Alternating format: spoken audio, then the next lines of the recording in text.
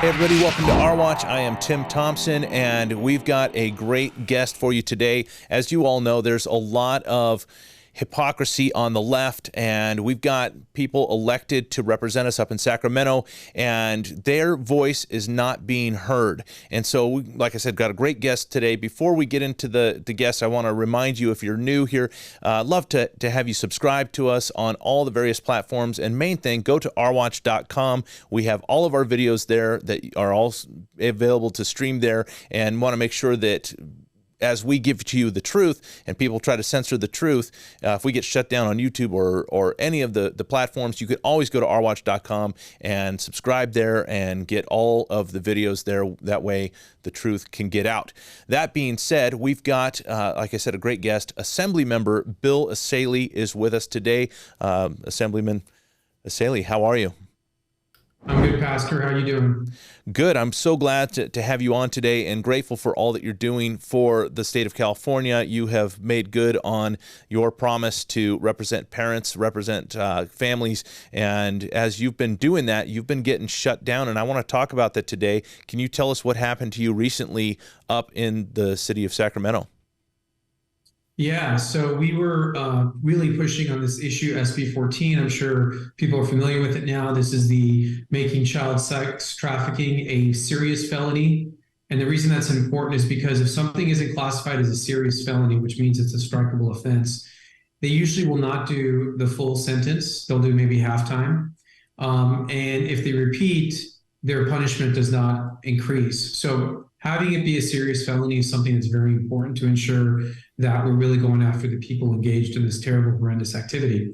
So the Democrats killed that bill in the Public Safety Committee.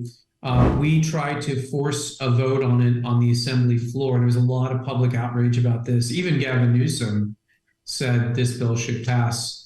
So when we tried to bring a motion to the floor, we were just completely shut down. Not even shut down, just totally ignored, like as if we weren't there. As if we weren't saying anything. They just rolled right over us. And then what they did, they sent the bill back to the Public Safety Committee for reconsideration. So the bill still has not been passed. It is still sitting in the Assembly, and we could have gotten it passed had we had our motion heard. So why do you think they're doing this to you? Well, it's easy. I mean, they don't want to be embarrassed. They don't want to admit their side's on the wrong, that they're on the wrong side of this issue. And they definitely don't want any Republican to get credit for doing anything good in the state of California. You know, the majority leader came up to me and I said, hey, why don't you just let us take a vote on this? And he said, there's no way in hell I'm going to let a Republican have a win on the Assembly floor. That's exact words to me. And that's what they delivered. They were true to that. And you have to remember the numbers. Out of 80 Assembly seats, Republicans hold 18. So they have all the votes, all the cards in Sacramento. Right. So they're not going to let a Republican get a win here, and you're a Republican. So what's going to happen from this point forward for us protecting our kids? How are we going to do that if even Gavin Newsom says that this bill should pass? Well, I do think the bill will ultimately pass. What they're trying to do right now is save face. They sent it back to the Public Safety Committee, so they had a couple members change their votes from no to yes. So it did pass the Public Safety Committee, but you know, the devil's always in the details. We're going to watch very closely because it still has to go through appropriations and it's got to come to the Assembly floor. And in between now and then, the bill could be watered down or amended, or there's a lot of things that could happen to the bill. And the Democrats aren't dumb. They understand it's very hard to do stuff like that when there's so much intense public scrutiny. So you know what? Now we're on recess for a month. People aren't paying attention. The news cycle changes. So let's see what happens in a month and what form the bill comes to the Assembly floor. But we're going to be pushing and talking about it the whole time.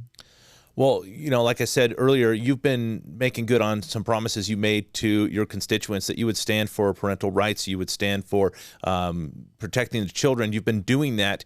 And, you know, I want to ask you, how can my audience help follow you, support you, connect with you?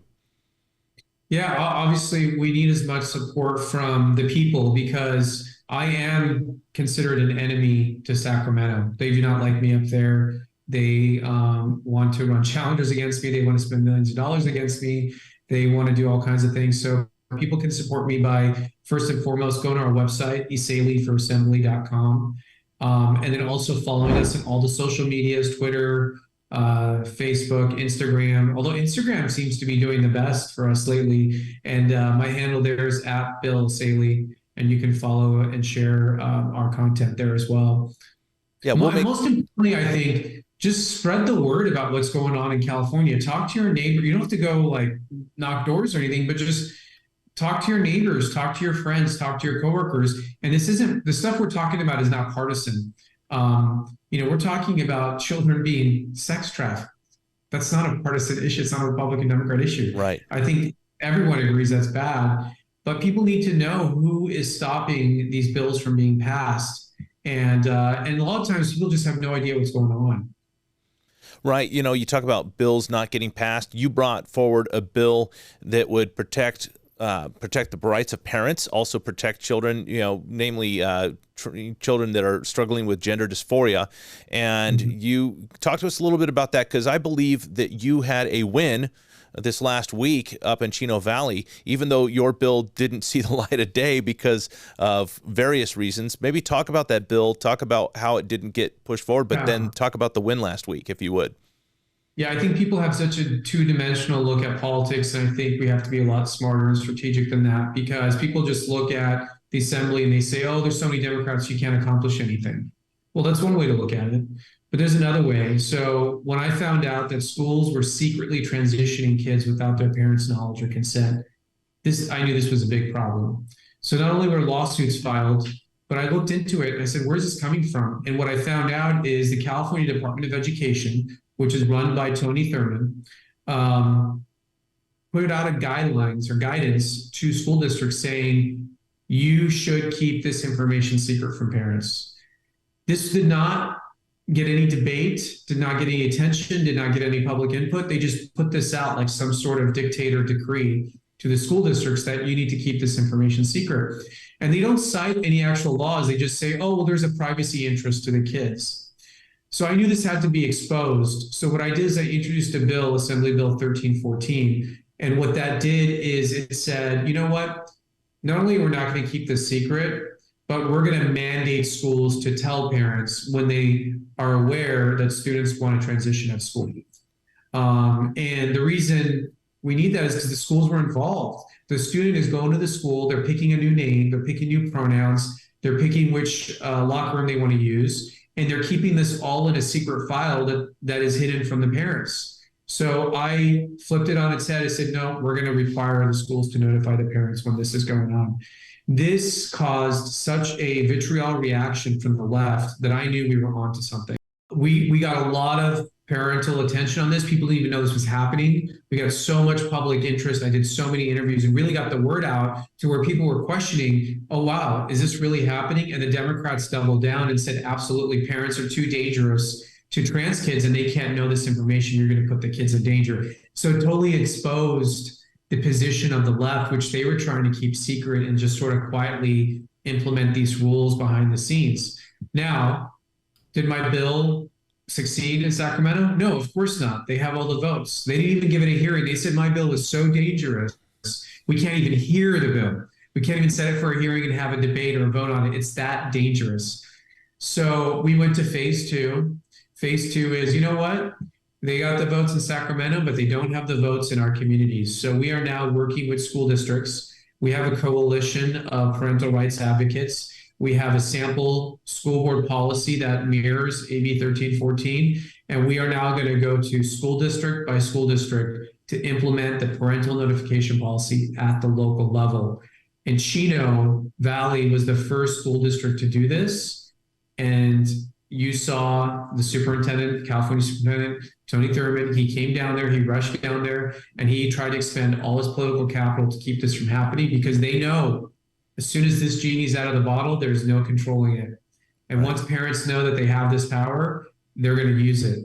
So that's what happened in Chino last week, and we expect, hopefully soon, more school districts to follow.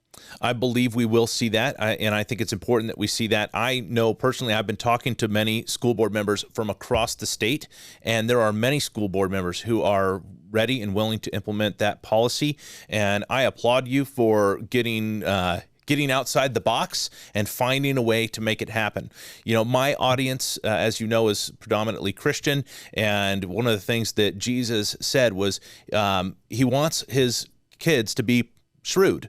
And the idea of shrewd is you find a way to make it happen. We talk a lot about parental rights. We talk a lot about protecting kids from indoctrination, and this is we're seeing that happen now. We're starting to see people like yourself step outside the box, find a way to make it happen. So, Assemblyman Bill Essayli, thank you for what you're doing. All of the ways to connect with you, we're going to put those in the comment section. Make sure everybody knows how to connect with you, support you. We need men like you doing what you're doing. So thank you so much for joining us today, and thank you for all you're doing. Thank you, Pastor. Happy to be here. You too. All right. Thank you all for joining us. We'll see you next time right here on Our Watch with Tim Thompson.